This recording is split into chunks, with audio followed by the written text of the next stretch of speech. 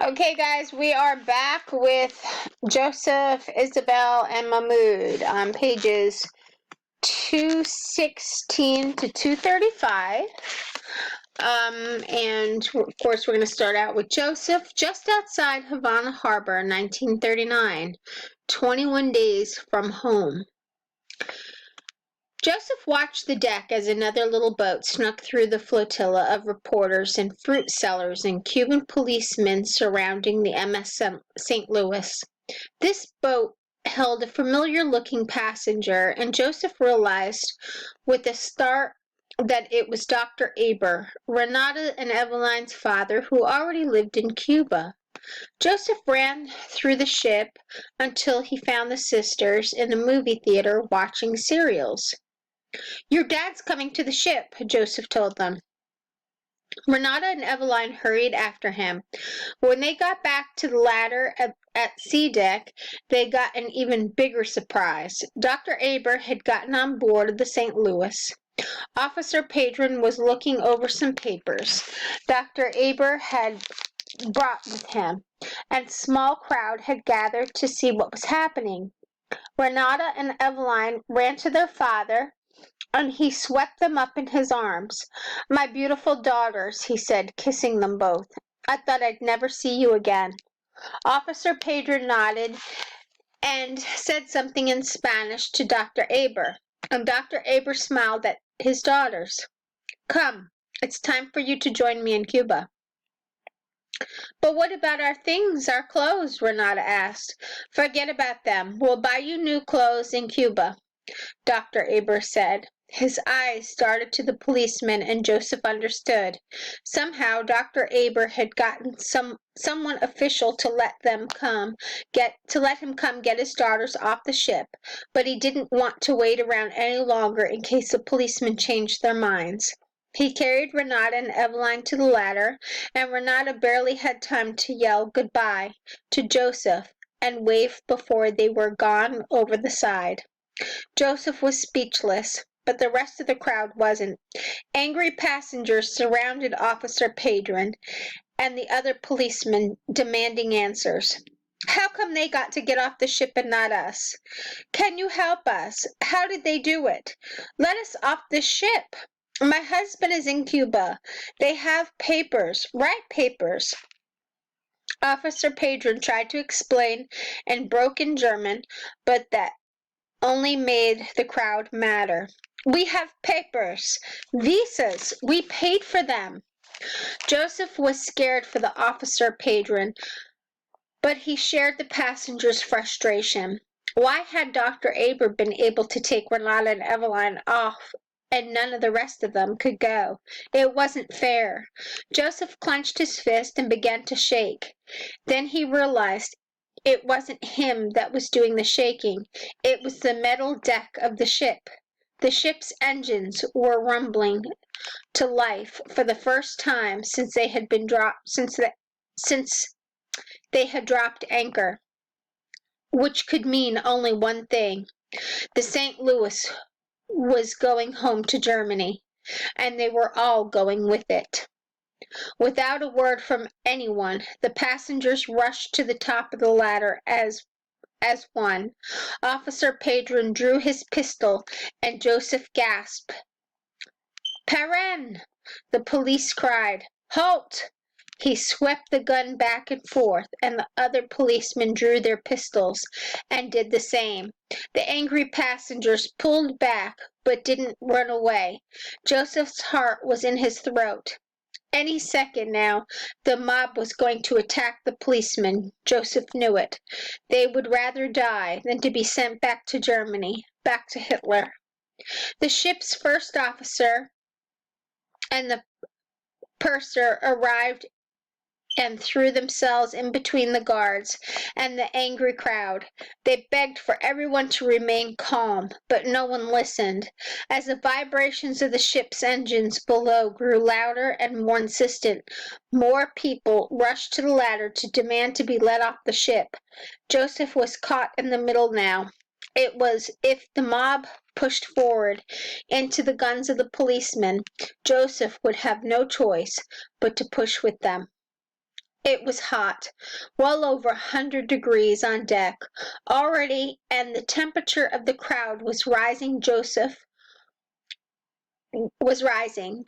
was a ball of sweat, and the close-packed mob only made things worse. The situation was just about to boil over when a small white man in a gray suit climbed up the ladder behind the policeman. It was Captain Schroeder. But Joseph wondered why was he out of uniform, and why he had been off the ship. For a moment the mob was so surprised it stopped surging forward. Captain Schroeder was surprised too as soon as he saw the angry crowd and the guns drawn. He lost his temper. He yelled at the policemen to lower their weapons or he would order them off the ships, and at last they obeyed.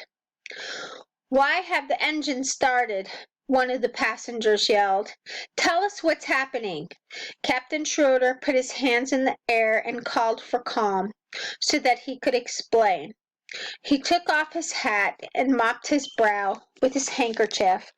"I have just been to see President Brew, to appeal to him personally for you to be allowed to disembark," the captain said, "but he would not see me."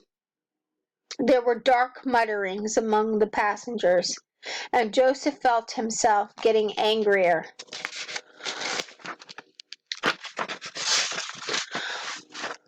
What was going on? Why had the Cubans promised the passengers they would let them in only to turn them away now? Worse, Captain Schroeder said, "The Cuban government has ordered us to leave the harbor by tomorrow morning." Leave by tomorrow, Joseph thought. And go where?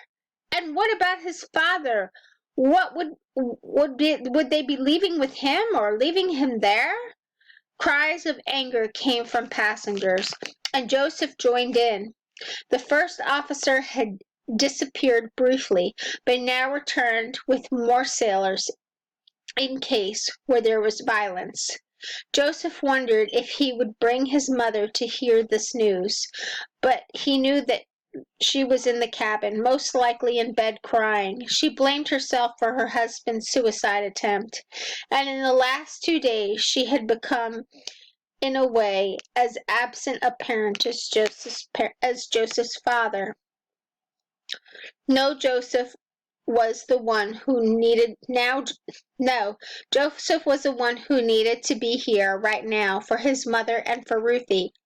Captain Schroeder called for quiet again. "We are not going home. We will cruise the American coast and make appeals to President Roosevelt. If any of you friends or have friends or families in the United States, I beg you to ask them to exert what influence they have. No matter what, I assure you I will do everything in my power to arrange a landing outside of Germany. Hope must always remain. Now please go back to your cabins. I must return to the bridge to make the ship ready for our departure." The crowd mobbed the captain as he tried to leave C deck. The passengers were pushing and shoving their way around Joseph. Joseph fought his way to the passenger who had translated for Officer Padron the other day and pulled him to where the policeman stood. "What about my father?" Joseph asked Officer Padron through the translator. "I saw him in the hospital," the policeman told Joseph. "He's not well, and he's not well enough to come onto this ship." "Then can we go to him instead?" Joseph asked. The policeman looked pained. "I'm sorry, little man. You cannot leave the ship." "But the ship is leaving," Joseph said. He could feel the pulsing engines under his feet. "We can't leave my father behind." "I wish from the bottom of my heart that you will land soon, little man," Officer Padron said again. "I'm sorry. I'm just doing my job." Joseph looked deep into the Officer Padron's eyes, searching for some sign of help, some hint of sympathy. Officer Padron just looked away. Joseph was still standing there in the hot Cuban sun when, right before lunch, the policeman left on a launch. Officer Padron still wouldn't look at him. Once a little boat was clear, the MS St. Louis blew its horn, raised its anchor, and left the Havana harbor, destination unknown. As he stood at the rail with the rest of the passengers, saying a tearful goodbye to the only place that had ever promised them refuge, Joseph said goodbye to his father as well. He took his shirt collar in both hands and ripped it along the seam, rending his garment as he'd done with the Professor Weiler had been buried at sea.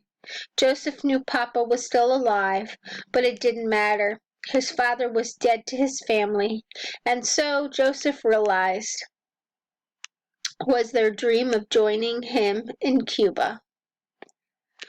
Okay, so it doesn't look like Joseph and his family is going to end up in Cuba after all, but his father is there.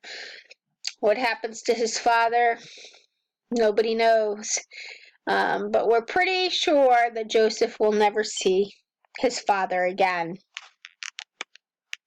So let's move on to Isabel, somewhere between the Bahamas and Florida, 1994, 5 days from home. The night sky was so clear Isabel could see the Milky Way. Her gaze was on the stars, but she wasn't really looking at them. She wasn't really looking at anything. Her eyes were blurry from tears. Next to her, Senor Castillo sobbed in her husband's arms, her shoulders heaving. Like Isabel, she had been crying ever since Ivan died. Senor Castillo stared out over his wife's head, his eyes vacant.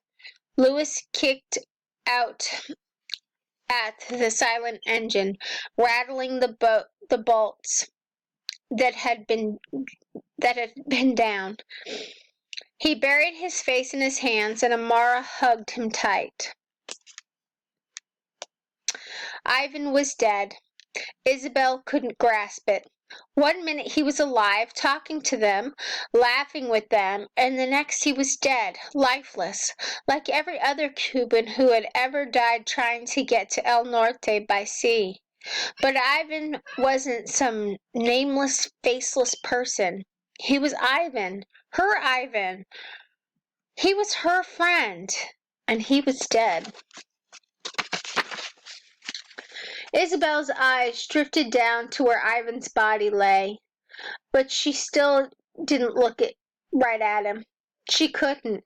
Even though Poppy had taken down the shirt he draped over Mommy to shade her and laid it across Ivan's face, Isabel couldn't bear to look. She knew Ivan's face, his smile. She wanted to think of him that way. Lito sang a low, sad song, and Isabel retreated into the arms of her mother and father. The three of them huddled together, as if what had happened to Ivan might happen to them too, if they came too close to his body. But the real threat was the sinking boat and the sharks that still circled it, following the trail of bloody water that started at Isabel's feet. Fidel Castro had Ivan's blood all over him. Isabel remembered the wake of her grandmother.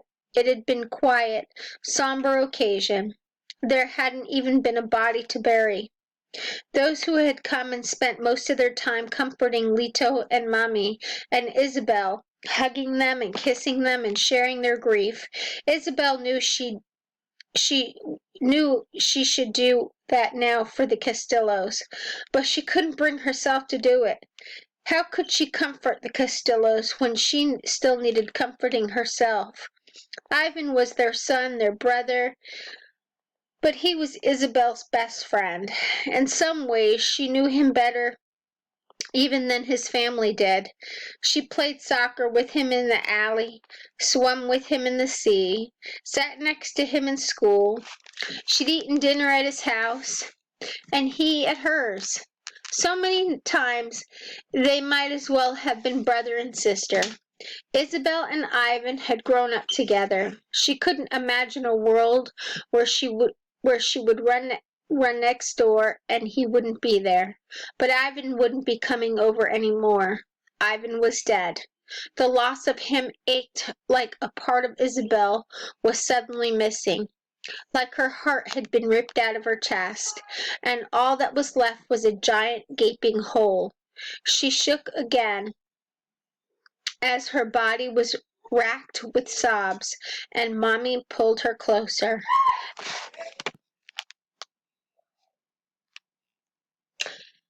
After a time, Isabel's grandfather finally spoke. "We need to do something," he said, "with the body." Senora Castillo wailed, but Senora Castillo nodded. "Do something with the body?" Isabel looked around. But what was there to be done with Ivan's body on this little raft? And then Isabel understood. There was only one place for Ivan's body to go, into the sea. The thought made her recoil in terror. "No, no, we can't leave him here," Isabel cried. "He'll be all alone. Ivan never liked to be alone." Lito nodded to Isabel's father, and the two of them stood to lift Ivan out of the small boat. Isabel fought to get free of her mother, but Mommy held her tight. "Wait," Senora Castillo said. She pulled herself away from her husband, her face streaked with tears. "We have to say something, a prayer, something. I want God to know Ivan is coming." Isabel had never been to church. When Castro and the communists had taken over, they had discouraged the practice of religion. But Spanish Catholics had conquered the island long before Castro had, and Isabel knew that their religion was still there, deep down. The way Lito told her, Clave was buried beneath the audible rhythms of a song. Lito was the oldest, and had been to the most funerals, so he took charge. He made the sign of the cross over Ivan's body and said, "Eternal rest grant unto him, O Lord, and let perpetual light shine upon him. May he rest in peace. Amen." Senor Castillo nodded, and Lito and Isabel's father picked up Ivan's body. "No, no!" Isabel cried. She reached out as if to stop them, then pulled her hands back and clasped them to her chest. She knew they had to do this. That they could not keep Ivan on the boat with them. Not like this. But as they watched Lito and Poppy lift up Ivan's body, the empty place inside of her got bigger and bigger until she was more empty than full. She wished she was dead too. She wished she was dead so that they would put her into the water with Ivan, so she could keep him company in the deep. Senora Castillo reached out and took her son's hand one last time, and Louis stood and put a hand to Ivan's chest, one last connection to his brother before he was gone for good.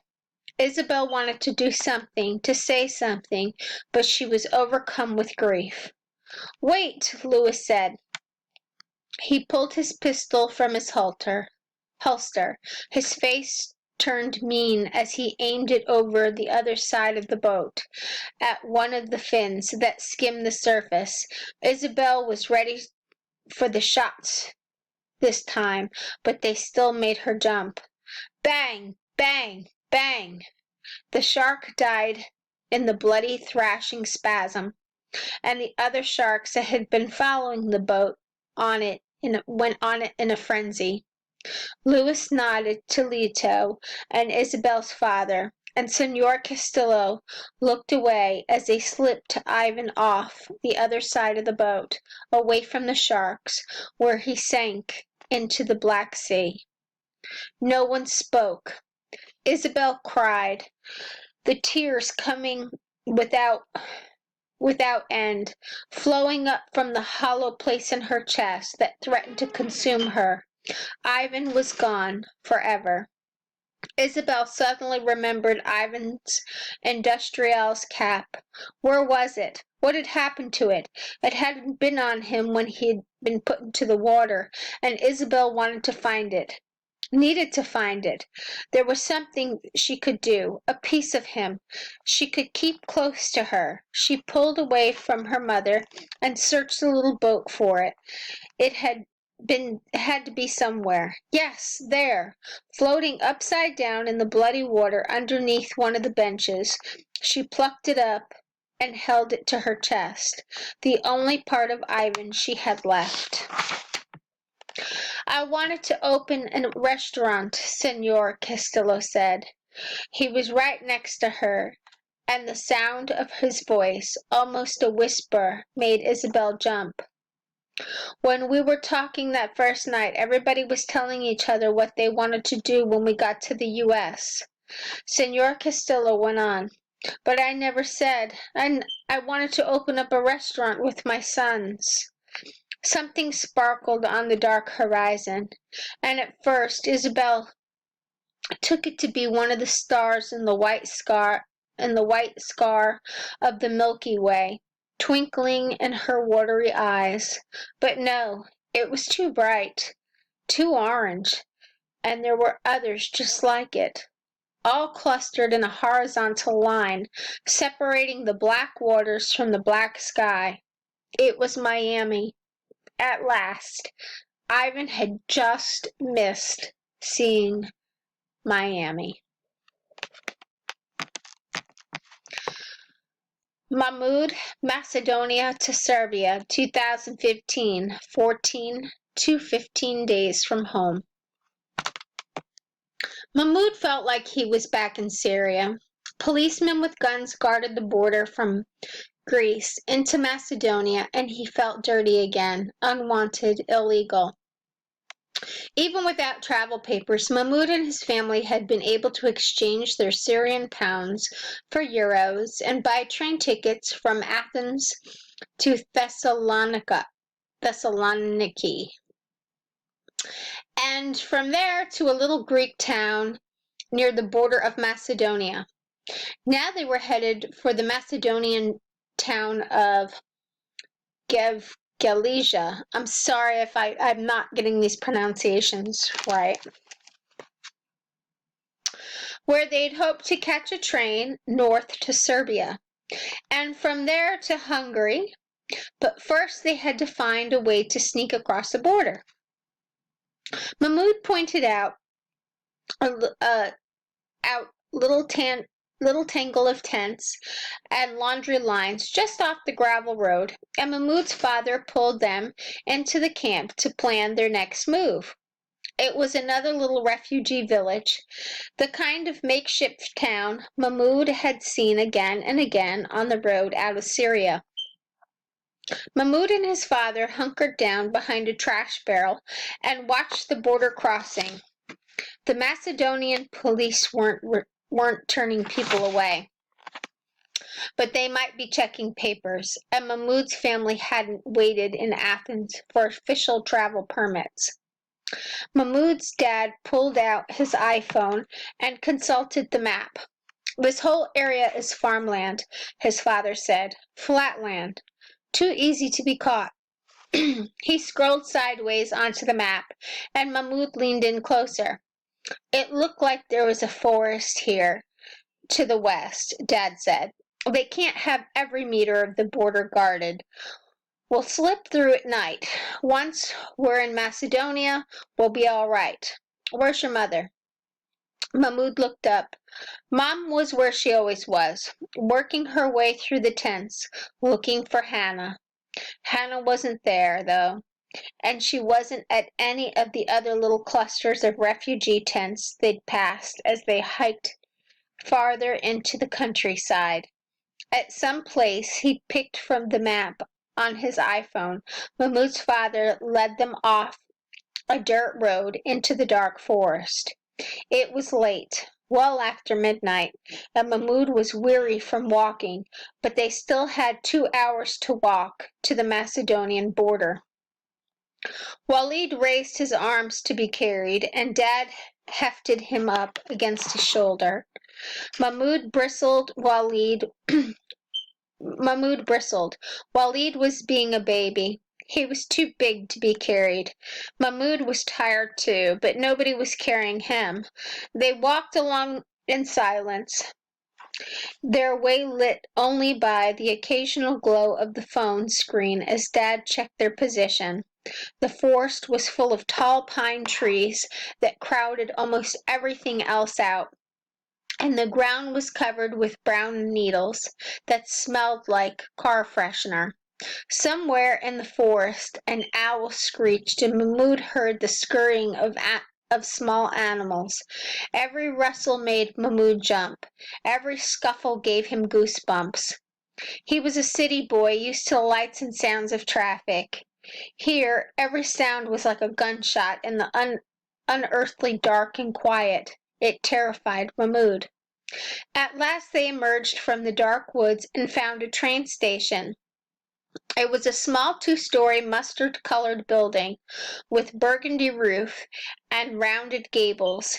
It was also packed with people. Hundreds of people slept outside, using their backpacks and trash bags as pillows. They filled the train platform and the sidewalks in front of the station, and some even slept between the tracks. Plastic bottles and empty bags and discarded wrappers littered the ground. Mahmoud watched his father's shoulders sag. Mahmoud felt the same way, but then his father stood taller and hiked Walid up higher on his shoulder. "Hey, at least we know we're on the right track," he said. He grinned at Mahmoud. "The right track, get it?" Mahmoud got it. He just didn't think any of this was funny. "No, nothing," his father said. "I guess I need to train you better." Mahmoud still didn't laugh. He was too tired.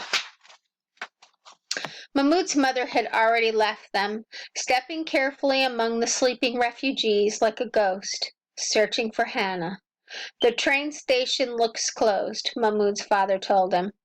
"We'll have to find some place to sleep. We'll come back in the morning and see if we can buy tickets." They found a nearby hotel listed on a TripAdvisor, and they collected Mahmoud's mother and set out for an inn on foot. Mahmoud couldn't wait to climb into a real bed. He felt like he could sleep for days. A car came up behind them, and this time Mahmoud didn't jump out in front of it, but it slowed down and stopped beside them anyway.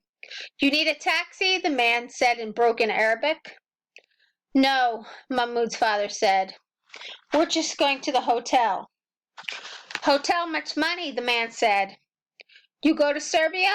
I take you in taxi, 25 euros each." Mahmoud did the math. 100 euros was a lot of money, almost 24,000 Syrian pounds, but a taxi ride straight to Serbia without spending the night or longer in Macedonia?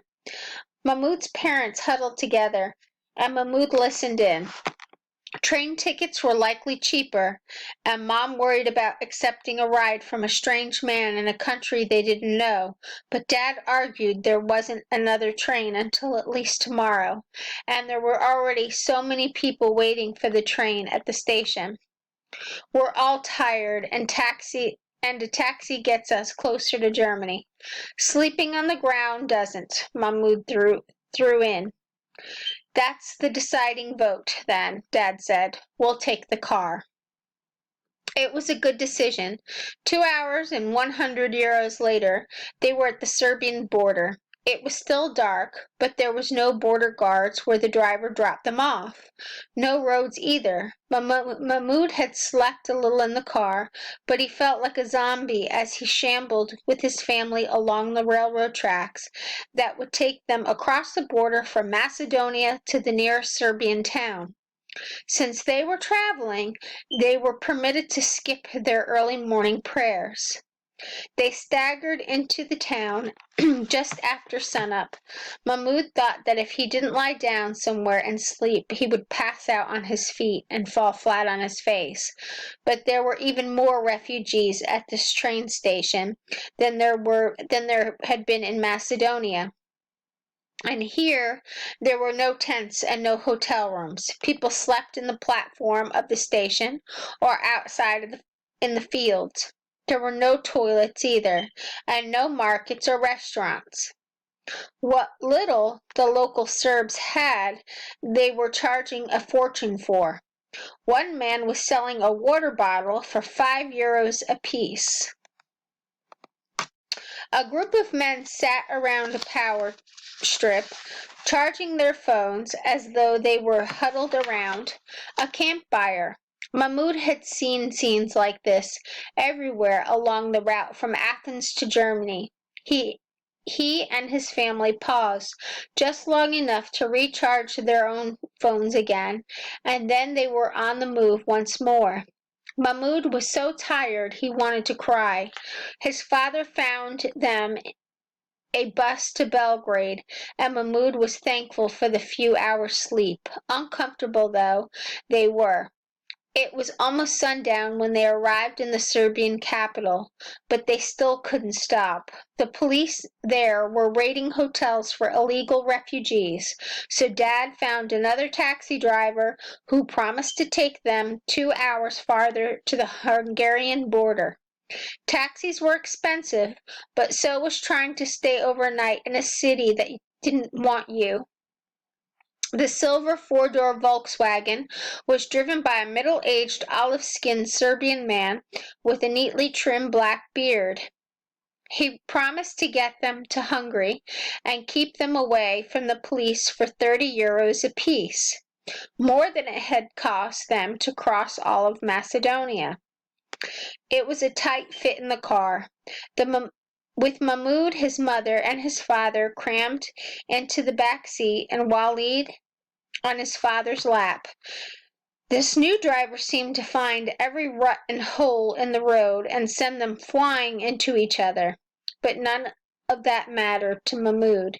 He was asleep almost as soon as he closed his eyes, and he was only woke again when he realized the car wasn't moving. Had it really been 2 hours already? He felt like he had just gone to sleep. Mahmoud's eyelids fluttered, and he looked out the windows. He expected to see the lights of a Serbian border town, another tent city. Instead, they were stopped in the middle of a lonely stretch of highway, surrounded by dark, empty fields, and the taxi driver was leaning over the back seat with a pistol aimed straight at them. Oh boy. So it looks like Mahmoud's family faces some more trouble. I did want to mention to you guys, I actually just looked this up. The author again is Alan Gratz. He's got several other books, and my son actually brought it to my attention that he does have a World War II book. I didn't realize he had it, and I'll make a point to read it. But anyway, I really like Refugee, and I hope you guys are enjoying it too. Alan Gratz is from Asheville, North Carolina, so I thought that that was a pretty cool fact. I had no idea that this was just like kind of, we'll call him like a local author. So he's from here, and I just thought that that was a pretty neat fact. I looked him up, and I just thought I would share that with you guys. So he's not this guy from some faraway place, talking about things that he may have experience with and we don't. I mean, this is an Asheville, North Carolina guy. So just thought I would share that with you. So, okay, when we talk again, we'll be meeting up with Joseph, Isabel, and Mahmoud and find out the latest on them. Talk to you soon.